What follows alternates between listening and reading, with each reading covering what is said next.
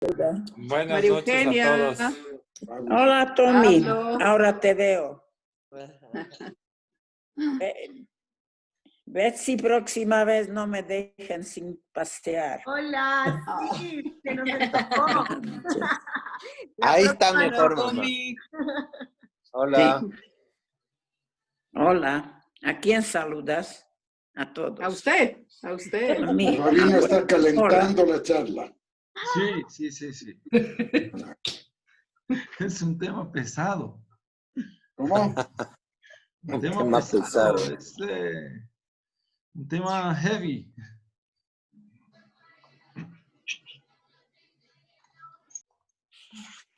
Bueno, me avisan, ¿cuándo? Creo que ya son las 7. Vamos a dar, como siempre, Ahora. unos minutitos más para que la gente... 2 minutos de gracia. Bueno, pero 2 minutos. Que no se 2 acostumbre minutos. la gente. Mira, acá entramos los yeques. Así es. Y los que no saben ser puntuales pierden un poquito de la charla, no pasa nada. Un minutito más y arrancamos. Ya eres quiteño.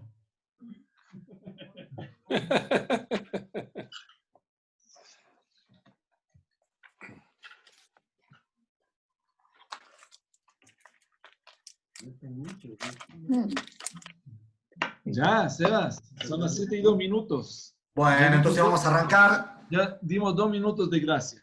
Bueno, buenas noches con todos. Qué bueno que estemos aquí hoy para Buenas escuchar esta charla noches. del Rabino. Les voy a pedir las mismas reglas sencillísimas de siempre, que por favor muteen su micrófono, ¿sí? Igualmente, si alguien tiene que hacer una pregunta, algún comentario, por supuesto que lo puede hacer, y también puede escribirlo en el chat si no quiere que se decirlo en ese momento, que yo después lo leo cuando termine el Rabino. Así que, Rab, somos nuevamente todos suyos hoy. Primero, Daniel, le damos la palabra al presidente. ¿Cómo no? Buenas noches para todos.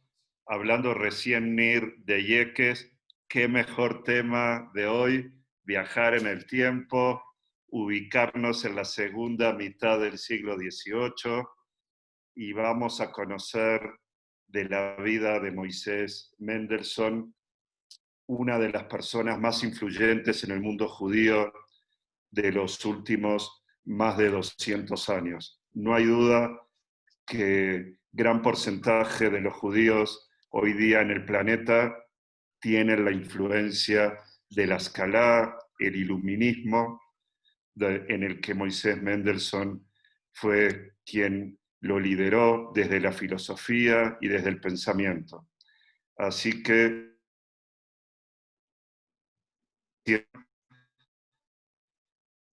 a dejar a Nir, no sin antes agradecerles a todos por participar.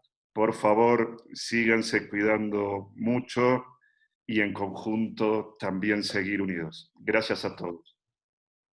Bueno, hola, buenas noches a todos. Hoy entramos en un tema que nos va a poner en un tiempo de transición. Y digo transición porque si bien Moshe Mendelssohn, que ahora vamos a conocer un poquito de su biografía, él vive en un espacio muy, muy interesante.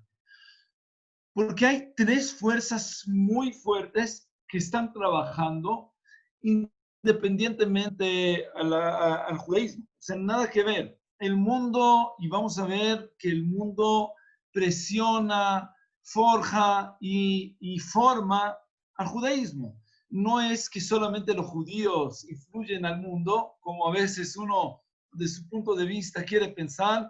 A ver, tanto premio Nobel, sí, somos magníficos. No, el mundo cambia el judaísmo y nosotros hoy vamos a empezar a ver cómo sucede. Entonces, si ustedes conocen el tiempo de la historia, o sea, la historia empieza a tomar un tiempo, el momento donde la patria y la emancipación, todo lo que nosotros conocemos de los sentidos nacionales que empiezan a despertar, también cambian, y la manera que la gente empieza a abandonar las religiones, todo eso es de esta época.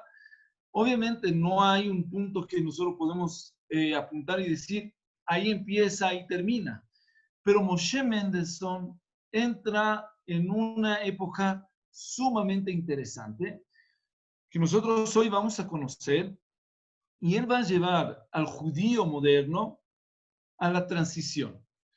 Nosotros hoy vamos a entrar a un tiempo que podemos decir que hay antes y después. Spinoza, que bien podemos luego otra vez mencionarlo y comparar, porque él es uno de los dos filósofos importantes que influyen en la filosofía de Mendelssohn, aunque Mendelssohn, voy a utilizar una palabra fuerte, detesta Spinoza, no comparte con él sus ideas, pero textea con él. Él está mensajeando con la filosofía de Spinoza.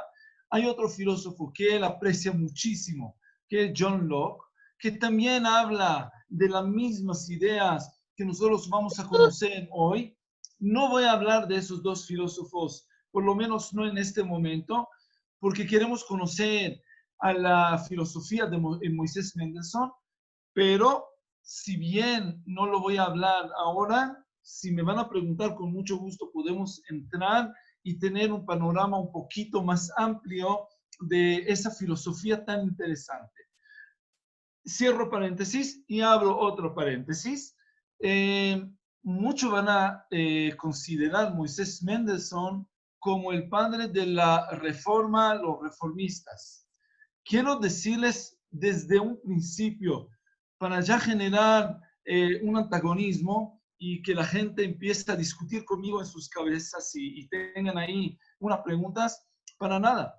Moisés Mendelssohn es un judío ortodoxo que maneja todas las leyes de la religión de acuerdo a como nosotros las conocemos, pero tiene unos pensamientos que son, podemos decir, el judío liberal moderno que nosotros conocemos, pero no solamente el judío, sino la persona liberal empieza con esas ideas que nos está inculcando acá Moisés Mendelssohn. Entonces, ¿quién es él? Él nace el 6 de septiembre de 1729, nace, el padre es un Sofer Stam, escribe libros de Torah, etc. Es una persona sumamente estudiosa.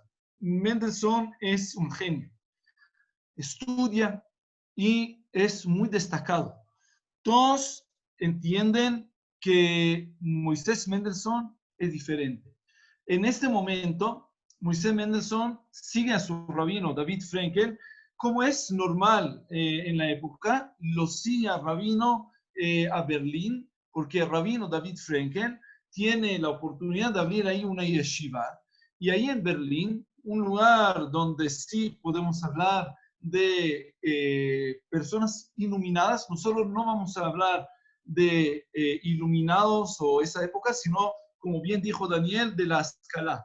¿Por qué? Porque tiene unas connotaciones más nuestras y bueno, podemos, en vez de hablar de iluminados masculín, entonces vamos a partir de este momento a hablar de la Escalá. Mendelssohn recibe un libro que le va a cambiar la vida. Es un libro que me imagino la mayoría de ustedes escucharon de él. Maimónides escribe un libro que se llama Un guía para los perplejos. Entonces, Moisés Mendelssohn lee este libro y su mundo se cambia. Él empieza a estudia, es un autodidacta impresionante. Estudia latín, francés, inglés, sabe obviamente hebreo, estudia y estudia y estudia. Él tenía un problema fisiológico notorio, tenía por ese motivo de que tenía ese problema neurológico, tenía una joroba. Entonces, él lo podían ver de lejos. Moisés Mendelssohn estudia y estudia y estudia. Anécdota, cuando tiene 30 años, para que vean y entiendan que lo que hablamos de reformas, etc., él no ve a sí mismo como un reformista.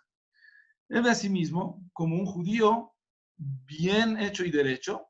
Y ahora vamos a entender cómo entonces deja una persona muy genia, pero parece normal, con ideas un poquito diferentes, pero cómo cambia. Y podemos decir que hay antes y después. Moisés Mendelssohn, como ya le mencioné, a los 30 años se va para recibir el título de rabino. Él quiere ser rabino y cuando él llega y hace como el examen, el rabino dice, mira, dale el título menor, como que es una persona estudiosa, sería un insulto al título. Darle el título de un rabino sería difícil porque él es una persona con ideas poco convencionales. No podemos darle el título rabino. ¿Qué voy a hacer? Le escribió una carta hermosa, pero no le dio el título. A él le dijo, mira, porque todavía no estás casado. Él se casa 2 años después. Ok, a los 32 años se casa Mendelssohn y se casa también anécdota, y con eso termino con anécdotas y empezamos a entrar en la filosofía de Mendelssohn, pero tiene que ver porque el background, la historia de Mendelssohn tiene mucho que ver con su filosofía. Es una persona que vive de acuerdo a su filosofía, y para conocer su filosofía también debemos conocer su vida privada. No hay mucha separación. Entonces, le comento eso porque, por ejemplo, esa anécdota de que él a los 32 años se casa, pero se casa por amor. O sea, ustedes entienden, la época que nosotros tenemos ahí, hablamos de una época donde se hace shidduch. O sea, la persona recibe una mujer de acuerdo a parámetros y necesidades que son impuestas. El amor no es uno de los parámetros, el sentimiento, pero él tiene, y por lo menos él manifiesta que se casa por amor. Hay cartas de amor, etc. Tienen 10 hijos y bueno, de esos 10, 4 mueren, pero esa es la historia en cuentas resumidas de Moisés Mendelssohn. Entonces, ¿cómo él, que entró como judío desde, ustedes saben que en la época que estamos hablando, los judíos no tenían los mismos derechos y los despreciaban bastante, incluso en Berlín, un lugar tan importante de los masculín, de la escala, muy iluminado, pero los judíos, él tenía que entrar del portón donde entra el ganado. Entonces era una manera despectiva hacia los judíos.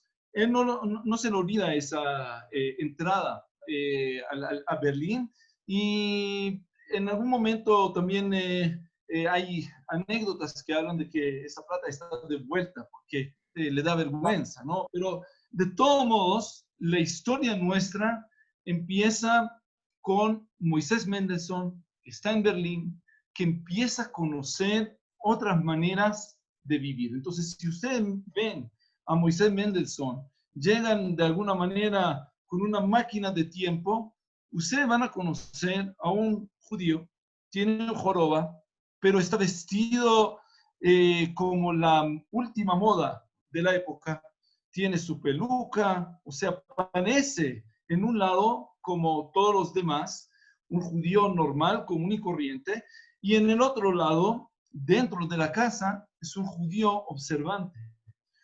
Esa idea de judío dentro de tu casa y alemán o Ben Adam, hombre fuera de la casa, es una idea que él la tiene. Tiene mucha discusión con la institución rabínica que no apoya esa idea, pero él así vive y cree que el judío moderno, el judío nuevo, debe tener esas dos cualidades. En un lugar, no dejar su judaísmo; en otro lugar, no dejar su modernismo, su pertenencia a un mundo global. Terminamos con las introducciones y empezamos con la filosofía. Mendelssohn escribe, última anécdota, por ahora, por lo menos. Él nunca estudió de una manera que nosotros conocemos ordenada en una universidad. Él nunca pisó en una universidad. Es autodidacta, o sea, solito aprende. Él tiene un amigo que ustedes seguramente conocen, Lessing, el famoso, muy bien, yo veo que Pablo conoce. Entonces, ese Lessing es una persona que todos hoy conocemos, escribió incluso una de sus obras más importantes, Nathan the Wise Man, el sabio Natán. Él escribe, y la persona que es la inspiración a esa figura, el Natán, el sabio Natán, es Moisés Mendelssohn. Es muy amigo de él, y de hecho, él convence a Mendelssohn a escribir y empezar a publicar ciertas cosas y participar en diferentes concursos, y él gana un concurso. ¿Saben quién era el segundo puesto de este concurso? Kant. Kant es el segundo, Immanuel Kant, el gran filósofo que no tenemos tiempo de estudiar su filosofía, pero obviamente que la filosofía de Kant luego nos va a marcar el después. O sea, Mendelssohn es primer paso, pero con Kant luego vamos a tener que manejarnos con otras ideas mucho más avanzadas, mucho más desarrolladas. Hermann Cohen, que a lo mejor en algún momento podemos también estudiar, su filosofía tiene que manejar preguntas mucho más complejas de las preguntas que se enfrenta Moisés Mendelssohn, pero las preguntas de Moisés Mendelssohn son vigentes, actuales, y influyen en la vida comunitaria acá en Quito, en Córdoba, donde está mi suegro, o en cualquier otro lado del mundo, especialmente en Israel, donde ya hay un país, donde ya hay manera de poner leyes y reglas. Entonces, todo eso lo vamos a conocer hoy con Mendelssohn, pero Mendelssohn está ganando en un discurso a Kant, y curiosamente el discurso, o sea, el ensayo que él escribe es un ensayo justificando la presencia eterna del alma. O sea, filosóficamente él logra justificar de manera científica, por decirlo así, filosóficamente, aunque suene contradictorio. Luego Kant, no hace falta que Avi tú te pongas a preguntar eso, porque Kant ya deshizo con esas ideas de la manera más brutal, pero no importa ahora esa idea. La idea es que el concurso de probar que de alguna manera esa metafísica existe, vigente, y el alma y espíritu se quedan,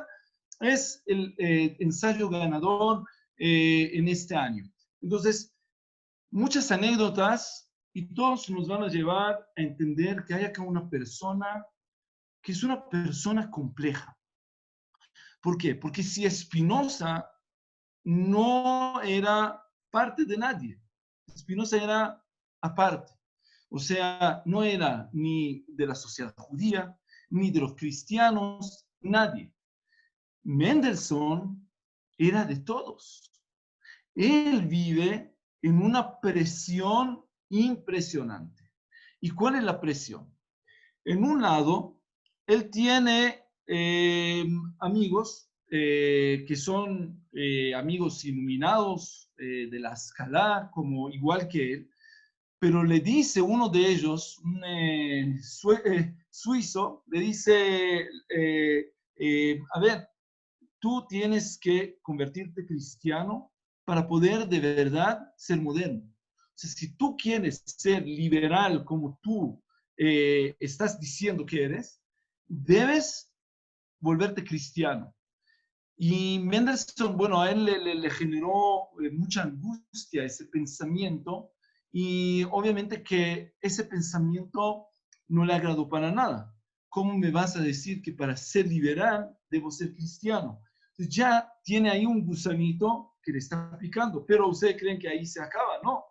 los judíos con los mismos argumentos que le trae ese amigo que Lafter, que le dice que debe ser, para ser liberal, debe ser cristiano. O sea, él debe salir de esas limitaciones, restricciones que el judaísmo impone. Vienen los judíos y le dicen con las mismas ideas. Debe soltar que la moderna. Para ser un buen judío, no puedes seguir con esas ideas. O sea, tú tienes que escoger en qué boda quieres bailar. No puedes estar en esas dos bodas.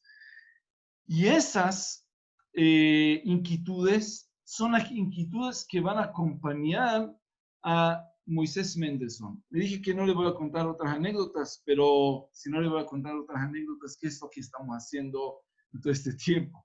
Claro que sí le voy a contar otra anécdota que tiene que ver con esa tensión. Ustedes saben que en esa época, cuando uno quiere enterrar al muerto, tiene que esperar 3 días.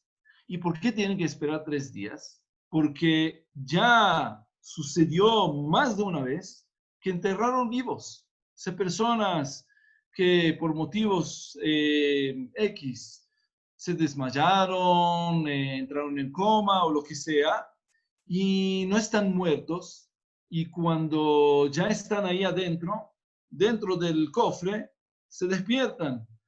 Hasta ustedes se van a reír, pero le dejaron, es como que hoy le dejaran un celular dentro del cofre para que llame si se despierta. Ahí le dejaron una campana, pero no era chiste. O sea, las personas podían despertarse de su último reposo y decirle, a ver, señores, estoy vivo. Entonces, para evitar esos momentos de desgracia, hay una ley que tiene lógica, diciendo, esperan 3 días, cuando ya está muerto seguramente, por cómo se empieza a comportarse el cuerpo y ya sabemos de que está muerto, ahí se puede enterrar. Pero ¿qué va a hacer el judaísmo que tiene una ley que se entierra en el primer momento que se pueda? Que no podemos, no debemos esperar 3 días para enterrar al muerto, a menos es algo de fuerza mayor, pero normalmente buscamos la fecha más próxima que tenemos. Viene la comunidad judía, y ¿a quién manda para defender a la comunidad judía frente a las autoridades? Tienen delegación que se llama Moisés Mendelssohn.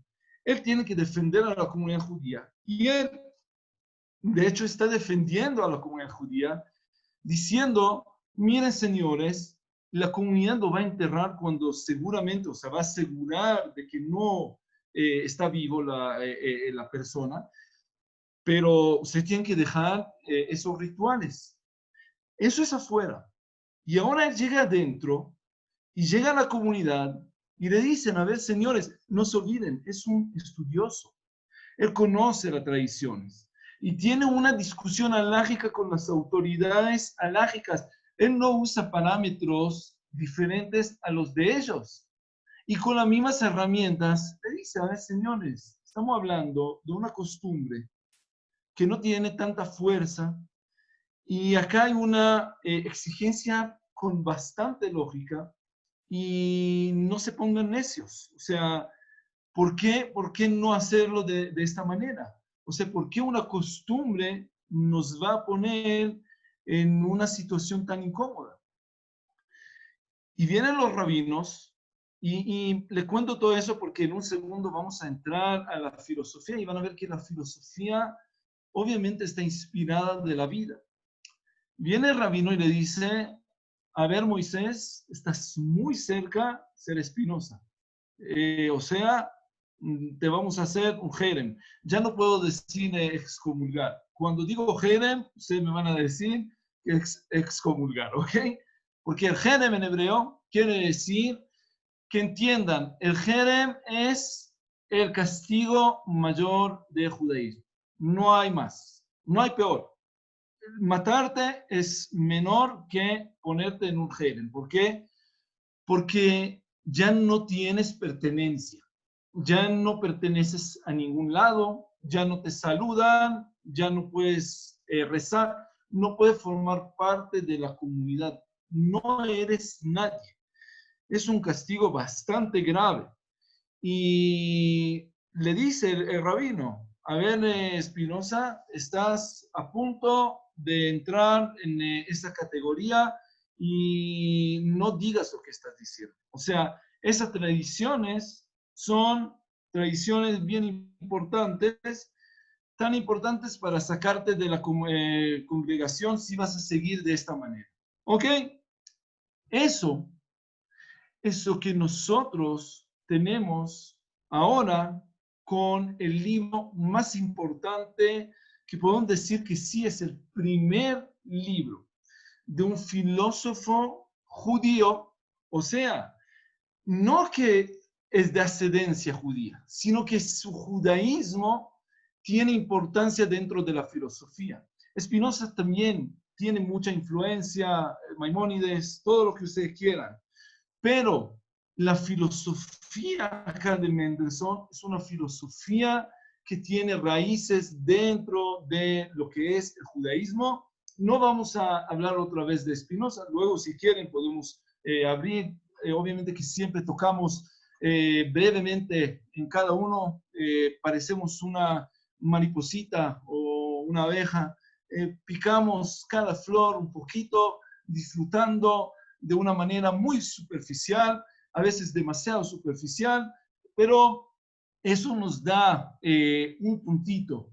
Y la idea es que con todos esos puntitos que vamos a dibujar, en algún momento alguien sabio de ustedes, no yo, a lo mejor va a poder dibujar y conectar todos esos puntitos con un hilo conductor que lo podemos luego dialogar y ver si es un hilo conductor que nos satisface o no. Pero de todos modos, nosotros tenemos acá una biografía de una persona que está en una prensa, está en un estrecho donde en un lugar es un judío observante, cuida mitzvot y está enterrado en un cementerio judío. O sea, a cambio de Spinoza, él sigue siendo judío.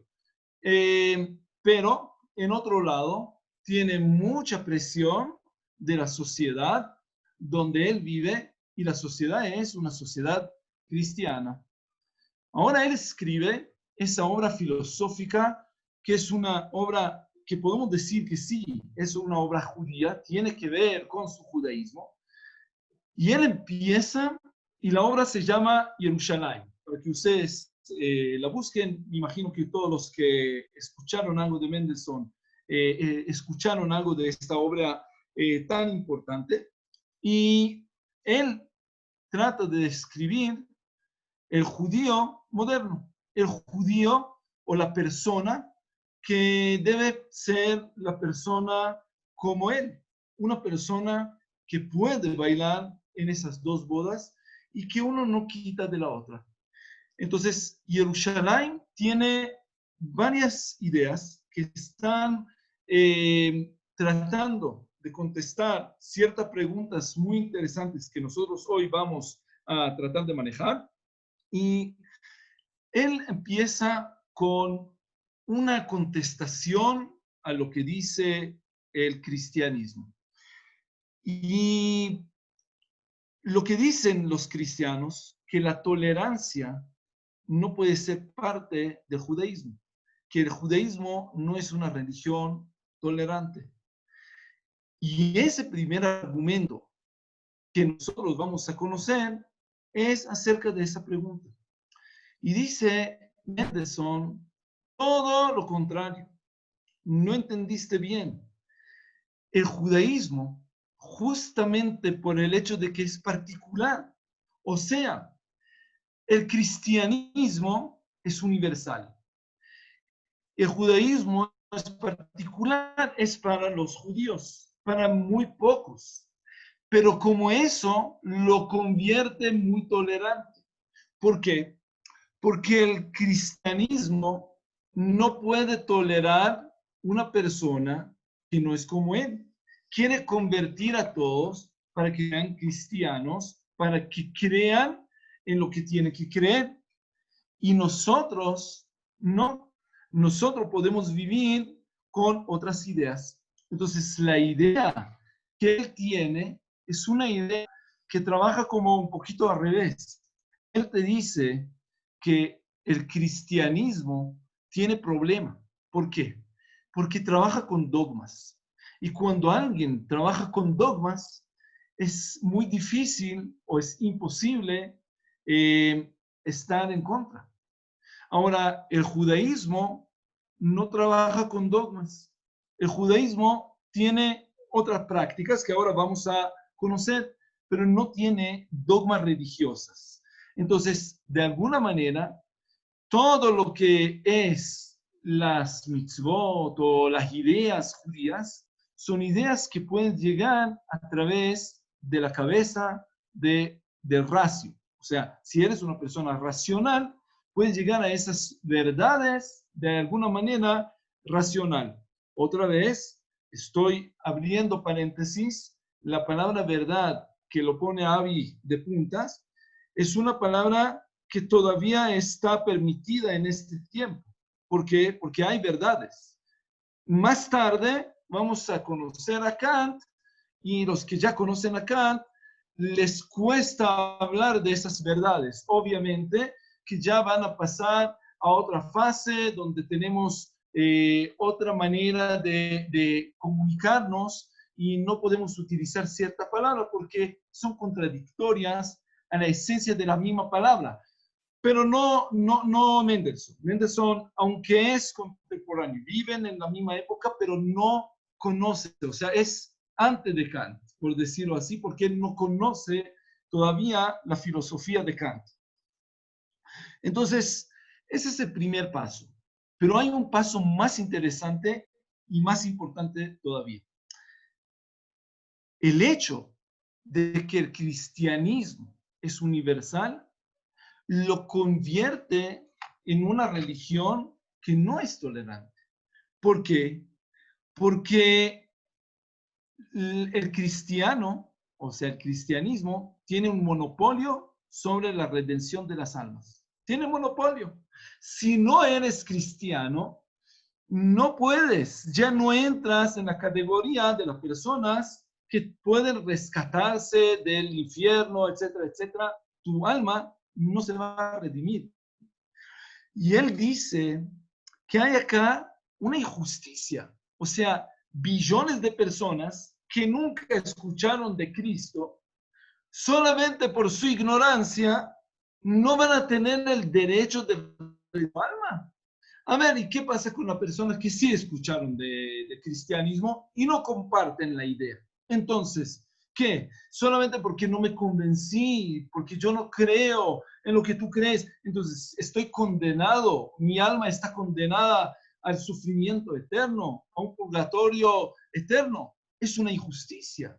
Mendelssohn está poniendo el dedo en un lugar muy endeble, muy flojo, que podemos decir que el cristianismo, justamente por ser tan universal, justamente porque abarca a todos, porque quiere tener a todos bajo sus alas protectoras, lo contrario. Estás excluyendo a todos los que no están dentro de eso. Y el judaísmo, a cambio, el judaísmo es una religión particular para los judíos, pero muy tolerante. ¿Por qué? Porque según el judaísmo, y lo lindo en Mendelssohn, que es un Talmid Jajam, o sea, es un sabio judío. Y lo que ustedes van a escuchar de lo que dice Mendelssohn, no es una apologética judía, una manera de hacer un midrash y una explicación donde no hay ninguna cosa para basarse. Él toma las ideas de ideas bien profundas judías. No inventa absolutamente nada.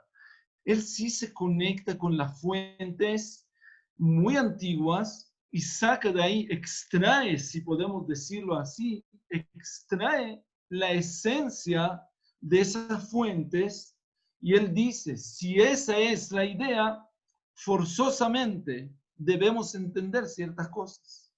Entonces, él entra a una Gemara muy interesante, que si ustedes tienen un momento, pueden abrir el Tratado de Sanedrín y van a escuchar ahí algo que es muy New Age. Van a escuchar algo moderno, de hace 2000 años. Lindo. Dice ahí, Hasidei Umot Haolam, o sea, los justos entre las naciones son merecedores del mundo venidero. Está escrito en la Gemara. Ustedes pueden abrir y mirar. ¿Qué quiere decir?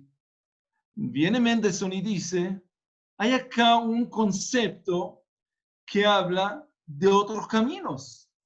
No es que my way or the highway, no es mi camino y es el único camino, ¿no? Hay diferentes caminos. Hay camino para mí y hay camino para ti. Y el mío me va a llevar a donde me va a llevar y está perfecto. Y el tuyo también te va a llevar al mismo lugar. No es necesario en mis zapatos para llegar al destino. Puedes caminar por otro sendero. Vas a llegar al mismo destino. Es un concepto bien interesante. Y él lo saca de las fuentes nuestras. Si ustedes van a mirar bien, es una idea que cuando hablamos de tolerancia, ¿qué quiere decir tolerancia religiosa? Quiere decir que tú toleras también otras ideas. Ahora, luego si quieren podemos hablar de pluralismo y tolerancia. Pero la tolerancia básicamente dice, primero, tú tienes el derecho de estar equivocado. Pues, no digo que lo mío está bien o lo tuyo está bien, pero hay también dentro de ese panorama que es el mundo, también hay esa idea de que tú puedes estar equivocado. Y yo voy a tolerar tu error. Esa es tolerancia. Pluralismo es otra cosa. Si ustedes van a leer Yeshayahu Berlin, otro filósofo que vamos a conocer, pluralismo ya acepta que hay muchas maneras que tienen valor. Muchas maneras. O sea, no podemos calificar, no hay valor de decir este valor es más importante que el otro. O sea, puede ser un high-tech y trabajar en high-tech y es un valor muy elevado porque avanzas al mundo, resuelves problemas, todo lo que tú quieras. Y puede ser un monje budista y también eso tiene un valor. Ahora, dentro de esos valores, ¿quién es más valor? No hay parámetros que nosotros podemos medir y decir ese valor está encima del otro, sino son valores y hay muchos. Y hay muchas maneras y muchas verdades. Así que, bueno, cada uno tiene su manera, tiene su forma y uno no quita del otro. O sea, no es un carro que tú puedes medir y decir, bueno, este tiene la máquina de este pesa no sé cuánto, este cuesta tanto, el color me gusta, no me gusta. O sea, no tiene parámetros que son medibles. Entonces, no podemos ponernos en esa escala.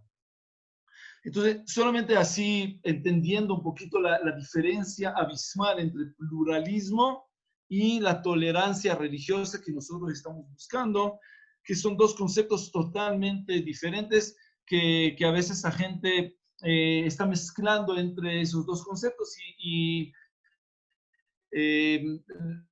lástima, porque estamos perdiendo la esencia de los conceptos. No son sinónimos para nada, son casi opuestos uno al otro. Entonces, viene Mendelssohn y dice lo contrario. El hecho de que la religión judía es particular, de que no es universal, la convierte en una religión que más posible va a poder tolerar otras ideas. El cristianismo no puede tolerar porque tiene dogmas. No puedes equivocarte. Si hay una respuesta correcta, no te puede chulear y decir que estaba bien solamente porque te quiero. Si respondiste mal, estás mal y te voy a descalificar.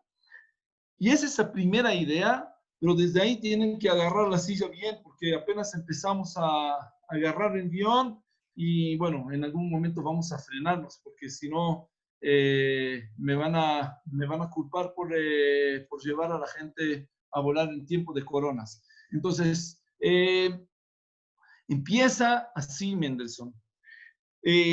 Solamente para tener una idea, hay una Mishnah, que es una Mishnah también en el Tratado de Sanedrín, que está hablando del valor del humano. O sea, dice ahí la Mishnah, ¿por qué creó Dios al mundo con una sola persona y no creó una humanidad, un universo, familias, tribus? ¿Por qué? ¿Por qué no a todos y solo un hombre, Adán y Jabá? ¿Por qué una sola persona? La Mishnah ahí trata de un tema, lo voy a poner en contexto para entender. Dentro del Código Penal judío, hay alguna manera de cómo hay que advertir a los testigos, lo vamos a ver más adelante también, pero advertir a los testigos, parte de las advertencias es explicarles el valor del ser humano y decirles, a ver, ustedes deben entender de que cada uno, cada criatura es un mundo entero. Si tú vas a participar en condenar a una persona y se va a morir, mataste un mundo entero. Y si vas a salvar una persona, como si fuera que salvaste un mundo entero. Y ahí no está escrito judío. Ahora, lo comento porque en unas versiones más adelante de la misma Mishnah ya ponen ahí Israel. Y es curioso, la Mishnah oral habla de ser humano. Hay un humanismo. Luego sí entramos en una idea sectorial y lo comento no para empezar ahora una discusión, sino para sembrar una semillita de las dudas y entender de que sí, obviamente también nosotros a veces caemos dentro de una política religiosa, pero la idea original es una idea netamente humanista, 100% lindo. O sea, según Mendelssohn, tú deberías construir tu mundo religioso, o sea, tú eres un judío encima de humano. No es que eres humano porque eres judío. O sea, tú quieres destacar tu judaísmo. Tú eres una persona particular, con diferentes ideas, con un camino muy especial, pero eso es encima de lo que todos tenemos en común. Y todos tenemos en común que somos humanos. Y es una idea muy diferente a lo que nosotros estamos acostumbrados a oír. Vamos a hacer una pausa cortita para seguir con los pensamientos de Mendelssohn y luego vamos a seguir adelante.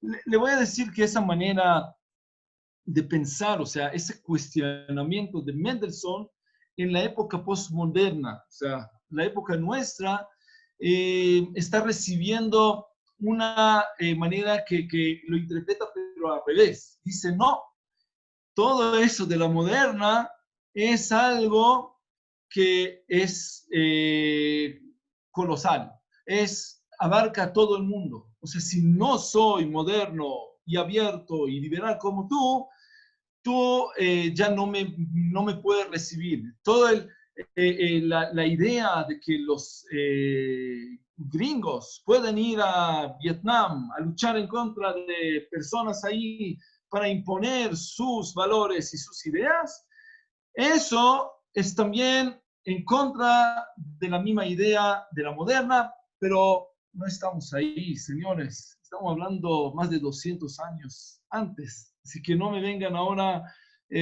tratando de inyectar valores postmodernos a la idea nuestra, pero lo comento solamente para tener y entender que esa crítica también luego crece, aunque lo que está describiendo Mendelssohn nos acompaña hasta el día de hoy. No perdió su vigencia.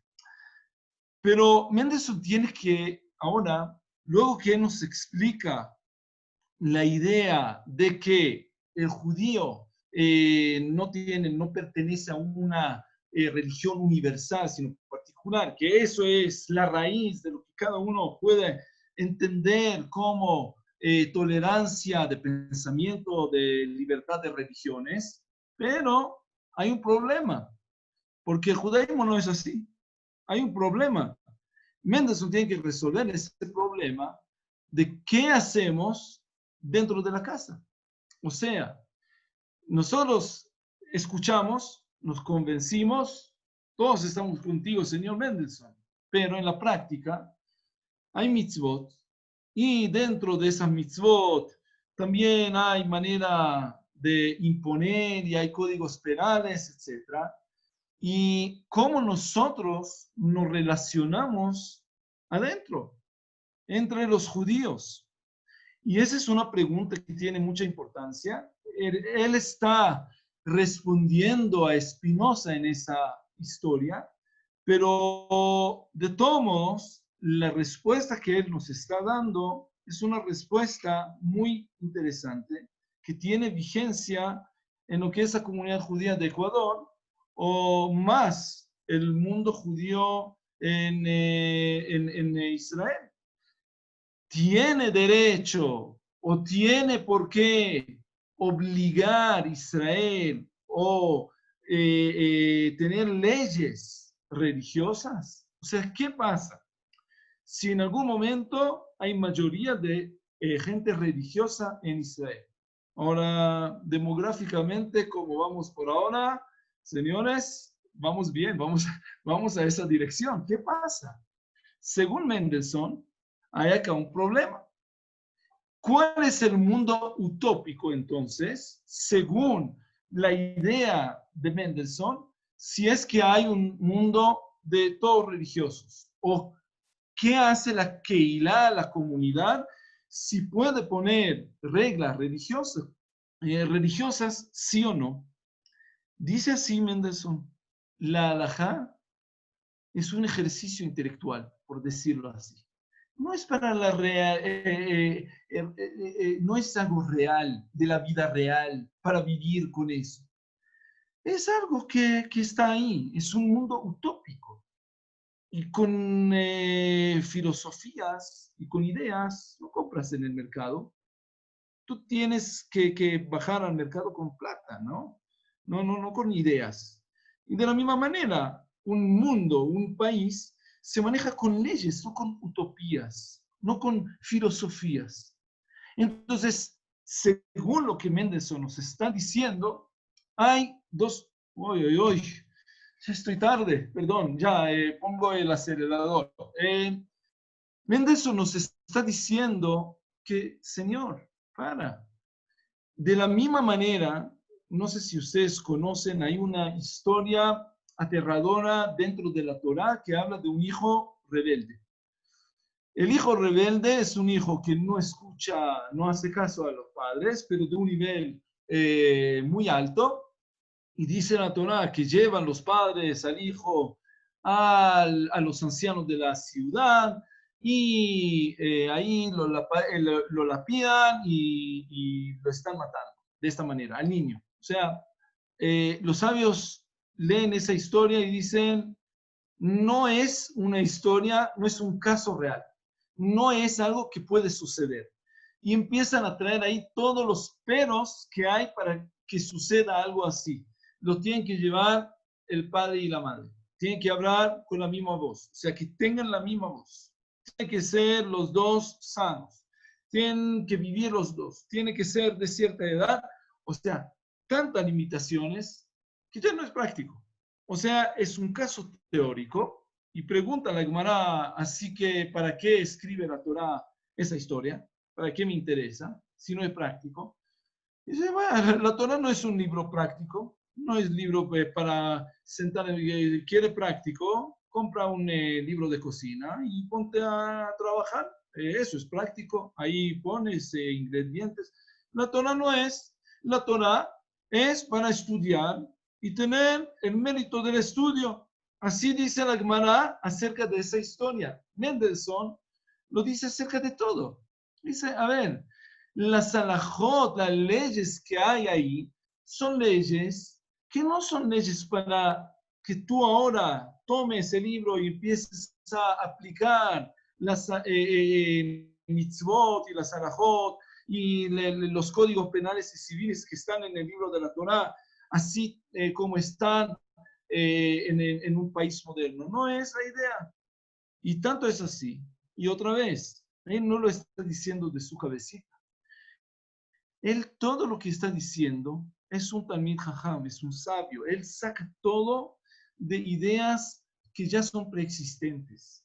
Y esas ideas lo llevan al pensamiento e entendimiento de que como el rey había unas leyes de rey y no eran las leyes de la Torá, o sea, eran leyes prácticas. Y de la misma manera, si ustedes, la pregunta que hicimos al principio, que es una pregunta bien práctica en Israel moderno, la hicieron al principio de el siglo 120. O sea, cuando ya hay país, ya hay personas que tienen que poner leyes y las leyes no tienen nada que ver con la religión. Y la pregunta es si hay que escuchar o obedecer a esas leyes, sí o no. Una persona religiosa tiene que obedecer a esas leyes, sí o no. Y uno de los poskim, uno de los rabinos más importantes del siglo XX, que está Rabbi Chaim Grudinsky, que me imagino que no lo conocen, pero una persona que dice, ¿qué tiene que ver?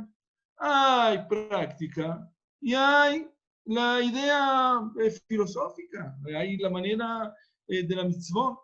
No podemos tratar de vivir en el mundo que es el mundo de la utopía de la Torá. O sea, la Torá está describiendo algo que no es realista.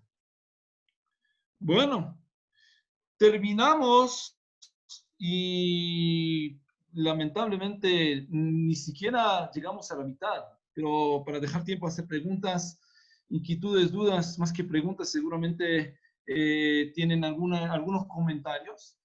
Voy a terminar con la última cosa que me parece súper importante y lo que dice Mendelssohn y tiene que justificar ahora es, bueno, ¿y cuál es la diferencia entonces entre el judaísmo y cristianismo? Que él textea mucho con el cristianismo. El Islam en este momento no tiene mucha relevancia en su vida. Entonces, ¿cuál es la diferencia? Y él dice ahí, hay mucha diferencia. Si bien todos son símbolos, y estamos hablando de simbolismo, el cristiano tiene el peligro de caer en el paganismo a nivel de usar el objeto como ya no solamente como un objeto transparente, que solamente es un medio para llegar a algún lado, sino un objeto que recibe por sí mismo una importancia y por ende ya ya se va a convertir en un fetish, en algo que ya es una proyección y le da la importancia a ese objeto. O sea, cuando Maimónides quiere describir y explicar cómo es que la gente cree en las estrellas, en el sol, dice, no, al principio creyeron en Dios, pero dijeron, qué magno Dios que puede crear a ese sol, a esa luna, a las estrellas. Y los niños y los nietos vieron la adoración hacia esos objetos y se quedaron con la idea de que esos objetos son importantes. Lo mismo lo que sucede con la plata, ¿no? La plata no tiene ninguna importancia, pero representa comida, vestimenta, casa. Pero hay gente que ya se le olvida que solamente un objeto que viene a representar las comodidades que podemos hacer con esa plata y le dan un valor propio. Para entender eso, y con eso ya casi que quiero terminar para dejar tiempo para hacer preguntas, pero un desvío muy grande que podemos tener es una persona, por ejemplo, que le enseñan que la patria es todo. Entonces tú eres un soldado y defiendes a la patria. Pero los comandantes ya hablan de la bandera. Tú tienes que defender a la bandera con tu alma. Entonces, la bandera no es la patria. La bandera es una tela que tiene importancia, que es una tela que simboliza la patria, pero no es la patria. Así que cuando tú te mueres para defender a la bandera, ya estás abandonando la idea original que es la patria y le das una fuerza propia, una vida propia a la bandera. Y eso es algo peligroso. Dice ahí Mendelssohn, eso no hay en el judaísmo. El judaísmo, como es una religión de prácticas, no tiene dogmas. O sea, nosotros, ustedes van a buscar en la filosofía judía una idea clara del Mesías, de Dios, la unidad de Dios, de cómo es cualquier cosa. Van a tener un millón de ideas. No hay una idea clara, no hay una idea que es una dogma, que podemos decir, eso todos estamos de acuerdo. El Mesías va a venir, no, el Mesías, según algunas opiniones, ya llegó, ya vino en la época de Hizkiyahu y ya no viene más. Así que esas ideas son diferentes y también las prácticas. Para el judío, la manera o el símbolo es la práctica. Y lo lindo en la práctica es que no se queda. O sea, es la manifestación más alta de una práctica judía, de una práctica religiosa, porque ya no deja huellas. O sea, tú hiciste la mitzvah y ya no existe más, ya se fue. Entonces, tú no puedes apegarte con eso y reemplazar y poner, o sea, desviar la atención de quién es Dios y el objeto que viene a simplificar cierta conexión con este Dios. Si es una práctica no es algo, es una práctica. Y esa es una diferencia bien grande. Termino, porque debo terminar porque somos sieques y ya son 2:08. Pero hay mucho más para discutir y para hablar.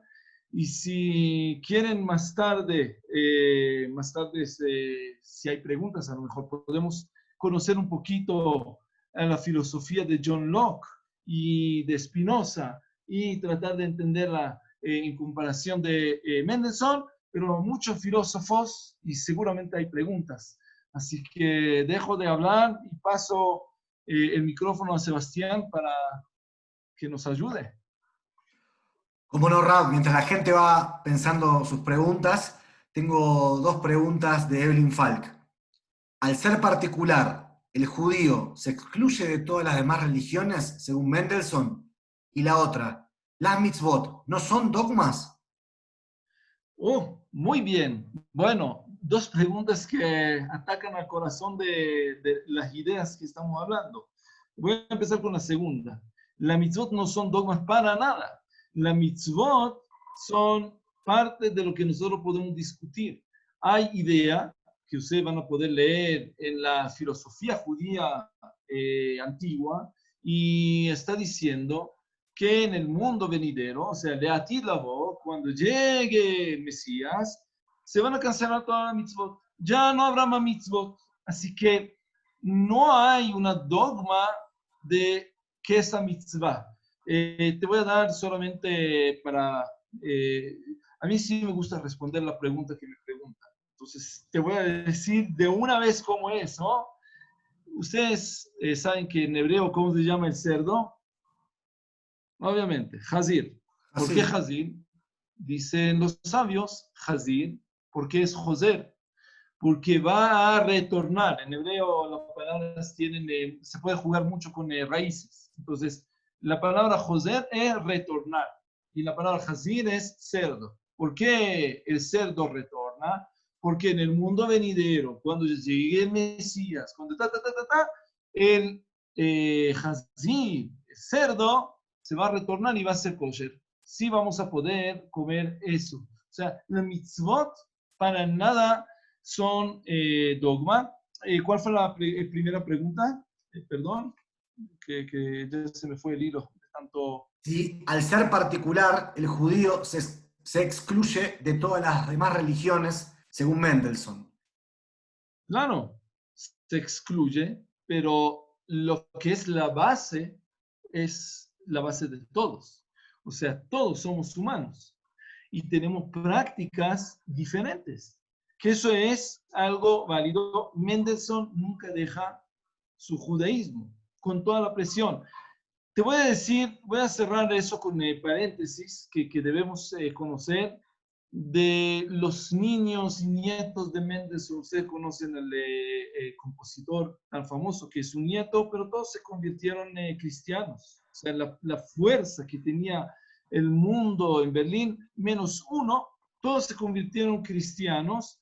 Y hay quien toma eso en contra de la idea y de la filosofía de Mendelssohn, diciendo, ¿ves? Eso no funciona en la práctica. En la práctica sí tienes que separarte para preservar lo que es lo tuyo. Yo me pertenezco y creo que si bien ustedes creen que es reformista, él es el padre del judío ortodoxo moderno. Entonces, yo me siento muy identificado con ese pensamiento y lo contrario. Yo creo que la única manera de vivir, ¿por qué no funcionó con su caso particular? Bueno, es otra pregunta para otra charla y debemos suponer mucho lo que no tratamos no hacer acá. Pero de todos modos, sí, ser algo particular no te hace mejor o peor, te hace particular. O sea, pero estás creciendo sobre la misma base que crecen todos. Rabino, le voy a pedir a Tommy que explique un poco la pregunta y si entiendo que sí quedará una mitzvah. Tommy, ¿a qué te refieres? Buenas noches. El rabino sí me entendió, porque si es cierto que se van a abolir todas las mitzvot que son obligatorias, quedará una, rabino. ¿Cuál es la mitzvah que va a quedar? La lectura de la Megilá de Esther. Ah, sí, sí. Bueno, muy bien, Yo Tommy. sí te escucho cuando tú explicas. Muy bien, Tommy, pero quiero que tomes en cuenta que cuando hay un código que dice, cuando algo no es suficientemente importante, vamos a decir que es el más importante. Entonces, donde tú ves en el judaísmo que algo es santo, pero eso es sancto sanctorum, quiere decir que había discusión. Por ejemplo, Cantar de los Cantares, una hermosa Megilá, pero dudosa a nivel religioso. Tanto es así que en el canon que es la Biblia, consideraban si entra o no entra y se zafó solamente con el VAR, decidieron que sí es gol, pero cuando los sabios describen el Cantar de los Cantares, dicen, si todas las Megilot son importantes, esta es Sancto Sanctorum, lo más importante que hay, y hay acá alegorías, etcétera, etcétera. Entonces, lo mismo dijeron también de la Megilá de Esther. No te olvides, una Megilá que no tiene el nombre de Dios, una Megilá que está hablando de una persona judía que salva al pueblo a través de la cama del rey Ahashverosh. Y si tú bien me dices, ah, sí, pero hay que salvar al pueblo, eso sucede 10 años antes de que haya un decreto. Así que los sabios están ahí en una situación imposible, tan imposible que en algunos escritos, tú vas a encontrar en la Megilá de Esther, añadieron 7 textos que kasherizan a la Megilá. O sea, ella hace Birkat Hamazon, reza, pone ahí, todo pone tefilín para que todo sea bien. Entonces, debes entender eso, lo manifiesto para que solamente lo tengamos en cuenta, pero sí, tu observación es válida. Los sabios dijeron muchas cosas que a veces son contradictorias. A Spinoza le molestó esas contradicciones. Mendelssohn no veía en eso ningún problema, porque como no es algo práctico y es algo teórico, filosófico, no contradice a la manera de vivir. O sea, está bien, ok. Tú ves eso, yo veo el otro, uno no contradice al otro necesariamente. Entonces, podemos vivir con las dos ideas. ¿Alguna pregunta? ¿Algún comentario más? ¡Avi!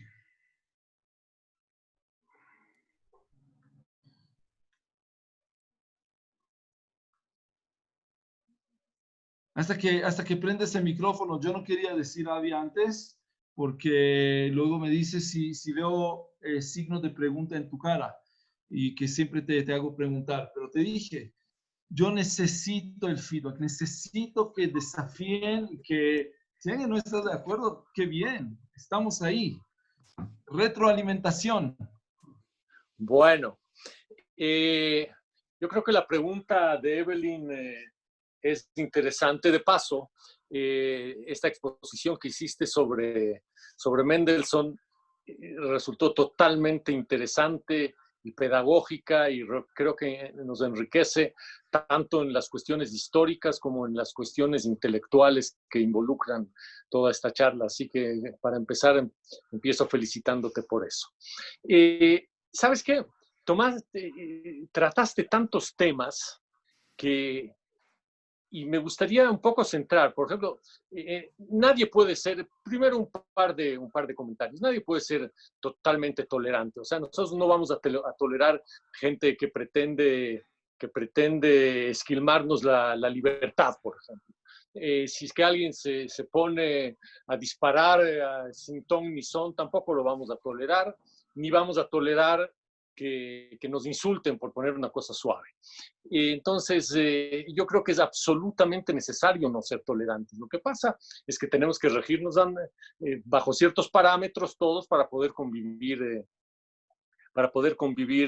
en sociedad, y Locke fue justamente una de las personas que trató sobre estos asuntos junto con Hobbes y otros. Después, lo otro, los dogmas.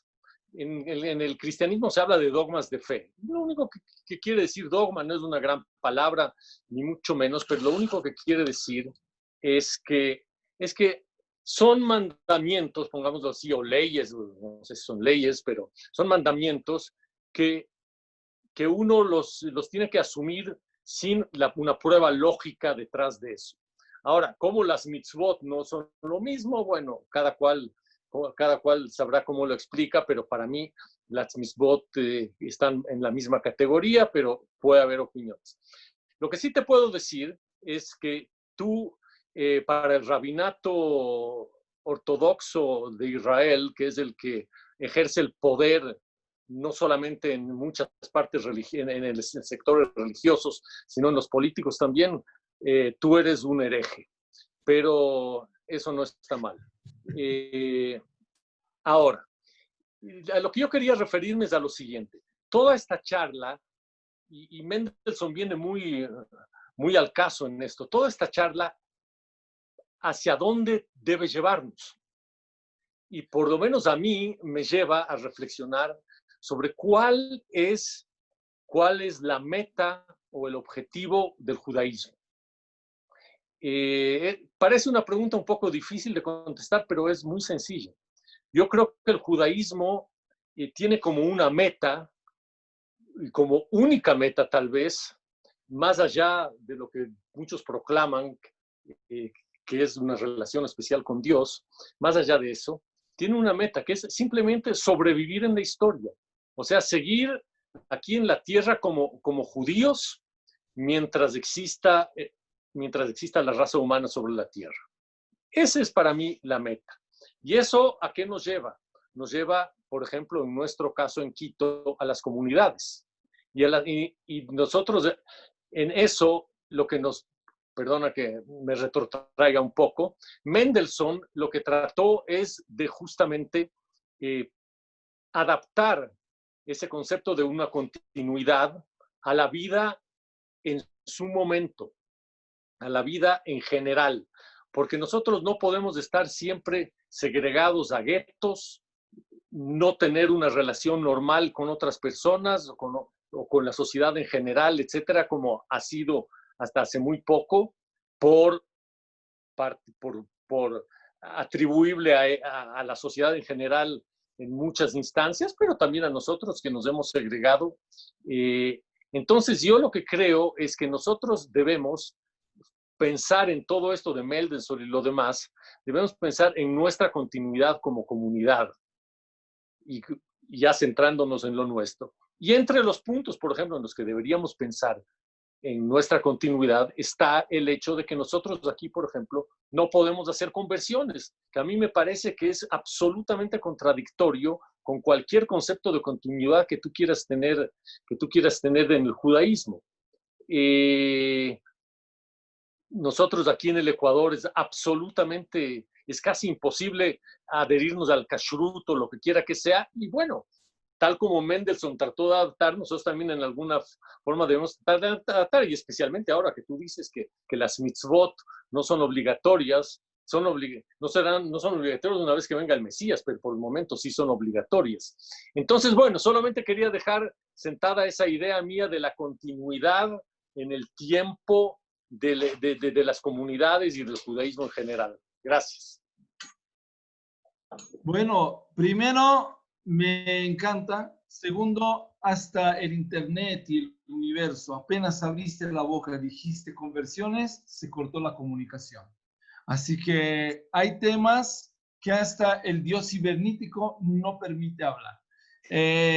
Hablando en serio, como todo el mundo, nosotros estamos estudiando y los movimientos más fuertes suceden a través del estudio, de la comprensión, del cuestionamiento.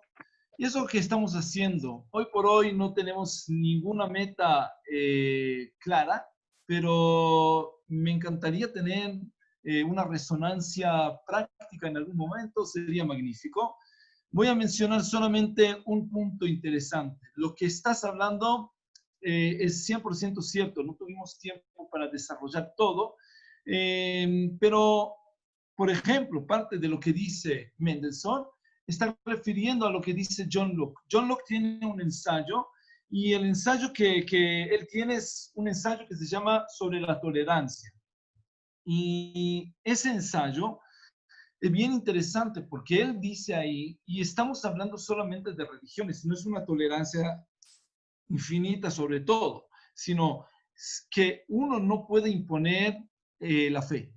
Que cuando tú quieres obligar a una persona a creer en algo, es una contradicción, porque tú me puedes obligar a ciertas acciones, me puedes obligar a cerrarle ahora mi computadora, pero no me puedes obligar a creer que no hay computadora. O sea, eso es algo que está fuera de lo que yo puedo creerlo, entonces no hay una obligación.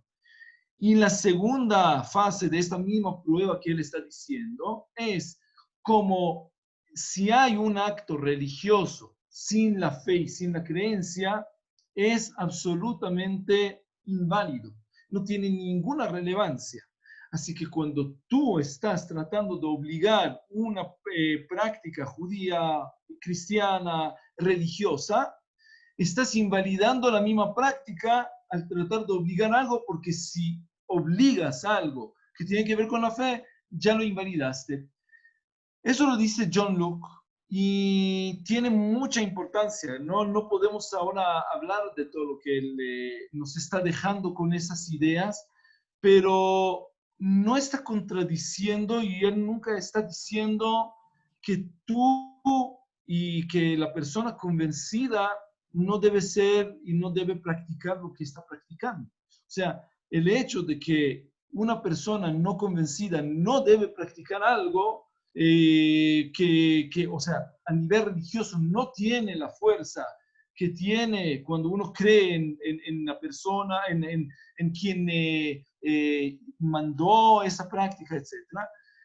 Pero eso no invalida a todos los demás. Y acerca de las mitzvot, yo mencioné una de las ideas. Hay muchas ideas que hablan de ciertas mitzvot, que hablan de ciertas otras mitzvot. Hay mitzvot que se cambiaron por total su esencia. No hay una dogma judía, no hay una dogma. Sí hay muchos judíos que creen que tienen dogmas, pero eso es justamente lo que contradice a la dogma. O sea, si hay tantas dogmas, ya no es una dogma. Entonces, no podemos desarrollarlo demasiado, pero estoy de acuerdo con la totalidad de lo que dijiste, menos las pocas cosas que no escuché porque se cortó ahí. Pero sí, 100% de acuerdo. Pablo. Yo quisiera, a mí me parece muy interesante y son interesantes los temas. Me parece particularmente interesante relacionarlo con John Locke. John Locke no habló de religiones, John Locke habló de ideas. Pero yo quisiera poner en contexto la época en la cual vivió Mendelssohn o la circunstancia en la cual vivió Mendelssohn. Mendelssohn era un Stutzjude, esto es, un judío protegido en Alemania. Porque los judíos estaban destinados a vivir fuera de las ciudades. No les era permitido vivir en las ciudades y para entrar a las ciudades necesitaban pases especiales. ¿Por qué? Porque la gran masa de judíos que vivían en Alemania, primero, no hablaba alemán. Segundo, eran gente pobre y no eran personas que vivían como el resto de los alemanes. Sus prácticas de higiene eran diferentes, sus costumbres eran diferentes. Entonces, Mendelssohn es un judío privilegiado que la sociedad le permitió vivir en Berlín, cuando la gran mayoría de judíos vivían afuera de Berlín. Entonces, la prédica de Mendelssohn de la tolerancia es porque él consideraba que los judíos tenían que integrarse a Alemania. Por eso esta dicotomía, hay que respetar las leyes del país, hay que convivir con las leyes del país, aunque observemos nuestras propias costumbres y nuestras propias leyes. El contexto es ese, tratar de integrar a los judíos que vivían en Alemania a la sociedad alemana. Ese era el contexto en el cual vivió Mendelssohn, y en ese contexto hay que entender la tolerancia y la dicotomía que presentaba entre cumplir las leyes del país, del Estado, y cumplir las leyes que imponía la religión. Hay otros temas muy interesantes. Es muy interesante que Mendelssohn tradujo el Pentateuco, tradujo la Torá al idioma alemán. O sea, es una contribución religiosa, es un hombre religioso. Yo he sostenido que es el padre de la reforma judía, no del movimiento reformista actual, pero sí del movimiento conservador. No porque él lo haya sido, sino porque sus ideas de emancipación de judíos, de igualdad de los judíos, de la misma tolerancia, que hoy día yo preferiría hablar de respeto, no de tolerancia, porque no hay religiones tolerantes, no conozco ninguna. Pero sí puede ser respetuosa del otro. Todos estos temas llevaron a que los judíos que se adaptaron a la vida en Alemania, ¿por qué? Porque lograron integrarse, se movieron de tal manera que fueron adaptándose también a otro tipo de costumbres y afectando la forma de la observancia religiosa. Pero eso es tema para otro rato. Yo sí creo, tú topaste un tema, Nir, que me parece muy interesante. Hay un pensador judío contemporáneo, moderno, murió hace pocos años. Se llama Amitai Etzioni, profesor de sociología de la Universidad de Columbia y después de Universidad de Oregon. Este señor habló de mecanismos de control social y, hablando de símbolos, consideraba que las normas simbólicas son las más avanzadas en el control de una sociedad. Podríamos algún rato, era judío israelí, vivió muchos años en Estados Unidos y hizo la teoría de la sociedad activa, muy interesante, pero eso queda para otro rato. Yo quería poner en contexto por qué Mendelssohn se preocupó de estos temas. Era para que se logre integrar a la sociedad judía dentro de la sociedad alemana. Bueno, como siempre estoy totalmente de acuerdo. Quiero mencionar, por eso dije que la biografía de Mendelssohn influye en su filosofía. Es un ejemplo más. Y tú hablas del idioma que la gente no habló. Justamente él trató de acercar el idioma alemán a la gente a través de esa traducción que estaba escrita en letras de fonética, por decir, para que la gente pueda seguir la idea. Y el libro no recibe el permiso de los rabinos, no porque el libro no es bueno, el libro es buenísimo, muy conservador, pero el hecho de que los pensamientos y que él no pide permiso, los segrega de alguna manera del mainstream.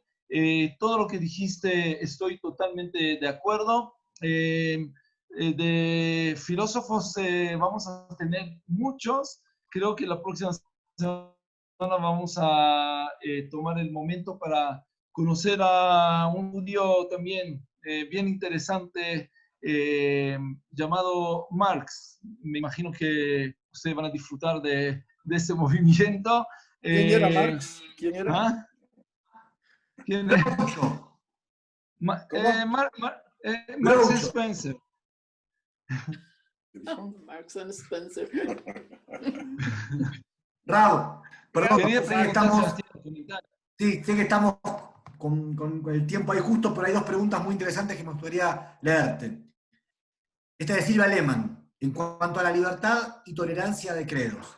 Como judío es fácil ser tolerante con las demás religiones porque no es mi tarea de convencer a nadie. ¿Qué tan tolerantes somos los judíos entre nosotros con respecto a las diferentes formas de entender y vivir nuestra religión? No somos. Muy bien. Para hacerlo en cuentas resumidas, no somos tolerantes. Cada uno, cuando hablamos de religión y de fútbol, creemos que la verdad absoluta está en nuestro lado. Y como estamos hablando de términos fatalistas, términos muy claros, no podemos tolerar, pero de alguna manera estamos aprendiendo a convivir y creo que ahora nosotros ya no somos tolerantes, sino empezamos a hablar de un pluralismo de pensamientos. O sea, entender que tiene verdad o importancia o tiene cierto fundamento y que podemos tomar de cada pensamiento ciertas cosas. Entonces, poner los parámetros que se requieren para tolerancia, no lo podemos hacer. Creo que ya pasamos eso. Creo que ya estamos en la época del pluralismo, donde ya no estamos hablando de una verdad, de algo absoluto, de algo rígido, de que no se mueve de acá o para allá, sino estamos hablando de ciertas verdades o verdades temporales o ideas que son un poquito más influidas de nuestra época, que es una época postmoderna, que está hablando de esos términos, y las religiones y las creencias son parte de ese tipo de estructura pensativa que nosotros todos tenemos. Así que espero responderte de mi mejor manera. Perdón. La última de Daniel Lesch, la última escrita, tal vez alguien tiene otra cosa. ¿Cómo relacionas lo de ser judío en la casa y un Ben Adam afuera, practicado en la Inquisición, interpretado desde el enfoque de la escala? Es para seguir hablando media hora, pero cuando John Locke está hablando de eso, está diciendo cómo tu Inquisición me quieres obligar a ciertas prácticas que no tienen importancia para mí y pierden importancia en general. Eso básicamente es la directa, no ni es algo que él trata de ocultar, es una directa que él está poniendo ahí, diciendo no tiene ningún sentido obligar a la persona a ciertas manifestaciones o prácticas religiosas si la persona no cree en esas prácticas, pierde todo el fundamento. Así que si tú manejas tu casa, o sea, no solamente la casa literal, si tú dentro de este cuerpo que es tu casa, por decirlo así, manejas ciertas prácticas, fantástico, pero no trates de obligar al mundo exterior. Cuando tú sales y no puedes obligar, hago acá un cierto midrash apologético moderno, diciendo que cada uno de nosotros, de alguna manera, es su propia casa, y cuando tú te sales de estas propias casas, ¿cómo vas a obligar a alguien a tener esas prácticas que tú consideras como las correctas, pero no necesariamente? Nosotros lo vemos con la educación, y uno puede educar a sus hijos a su manera, pero entiende que su dominio es dentro de lo que él entiende como la casa, y las prácticas son prácticas que son válidas para su familia, pero no tratas de imponer esas prácticas de la educación que tú consideras como educación correcta en otras culturas, y entiendes que en diferentes culturas diferentes prácticas de educación pueden ser válidas. Creo que básicamente esa es la manera. Tú quieres cumplir con la mitzvot, cumple. ¿Quién te dice que no? Dentro de la casa, acá en la comunidad, ¿a quién molestas? No molestas a nadie, pero sales afuera, no hace falta que ahora te pongas a pues, tefilín a todo el mundo. No es necesario. Estás afuera, en el dominio público, no es algo que yo espero de ti. Entonces, cuando estás afuera, como todos, pareces un Ben Adam. Eso es básicamente lo que yo entiendo de esa idea, de ese lema que todos conocemos: judío en la casa, hombre fuera de la casa. Kike Klein levantó la mano. Para cerrar. Quiero solamente decir, vamos a dejar la última pregunta y decir que empezamos como 50, y yo sé cuando empezamos a volar demasiado alto es donde empezamos a perder pasajeros. Entonces, creo que ya estamos demasiado alto, vamos a aterrizar la nave. Bueno, Quique, última pregunta para la noche de hoy. Y vamos a, antes de la pregunta, le pedimos a Sebastián que nos diga qué tenemos en el plato para mañana. En el plato tenemos un banquete. Mañana nuestra nostalgia habitual de todos los miércoles nos va a compartir, nos va a abrir la ventana de su vida nuestro querido amigo Tommy Rosenberg. Así que los esperamos a todos, ¿sí?, a compartir, a disfrutar y a recordar junto con él. Y el domingo tenemos nuestra nostalgia internacional, nos vamos a encontrar todos y especialmente vamos a conocer un poquito más en profundidad la vida de los ecuatorianos que se han ido a vivir a Israel. Así que es también un espacio ideal para reencontrarnos, para escuchar las historias, algunas conocidas, algunas no tantos, y abrazar un poquito a todos los que fueron parte de nuestra comunidad. Solo les quiero Ecuador, 12 horas del Ecuador, desde las 11 vamos a tener la sala abierta para que la gente pueda chusmear un poquito. A las 2 en punto empieza la actividad. Les decía que no sé si se dieron cuenta que desaparecí de la pantalla. Esto ya me está poniendo nervioso. Se fue el internet por unos minutos en mi casa. No me pase mañana. No va a pasar nada. Una cuña propagandística. Para que no se les corte el internet al Tommy y al Rabino, cambien de proveedor. Gracias. Del Sebastián. Tenemos una última pregunta de Quique. Bueno, ¿estamos con la última pregunta o seguimos la próxima semana?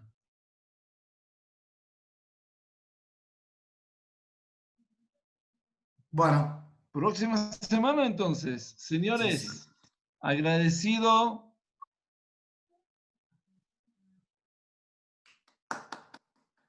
¿Se le cortó? ¿Se pasmó? No sirve el internet. Sí.